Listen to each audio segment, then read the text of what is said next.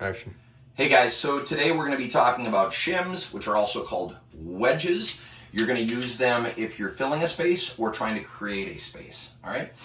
The first thing that I will tell you, beginner's tip, would be if you are having a hard time filling your space, you can couple 2, 3, 4 shims together.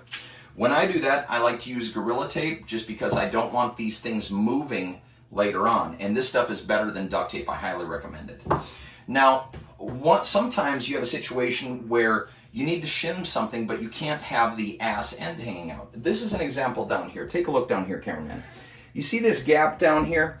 I need to fill that, but if I put a couple shims together, what ends up happening is I have way too much, and if I go down to 3, I still have too much, and if I go down to 2, up here, cameraman, if I go down to 2, I just don't have enough shims at all. So this is the advanced tip that I want you to take. All right, cameraman, take a look at this stack of shims. This is typically how you're going to stack your shims, okay?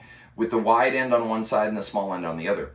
If you have a custom need and you're having a hard time getting an exact fit without the ass end hanging out, what you can do is you can start out creating a wedge that's not quite big enough, okay? And then you can take the wrong side, the short side of your shim, and stack it up with the thick side. Can you see that, cameraman? So you see how I have the thin side down here instead of the thick. And then what you do is you can move that to your needs, all right? And eventually you're gonna get an exact thickness the way you want it. Once you get it the exact thickness that you want it, I recommend you cutting your shims with a sheet metal shears if the area that you need to cut is thin enough. Otherwise, you might have to use your saw. But a sheet metal shears really gives you a good cut and allows you to not have to go to the other area where you have your saw. You can do it in your work area. Anyway, that's the big tip that I have for you today on stacking your shims, which is you don't have to have all of them thick to thin.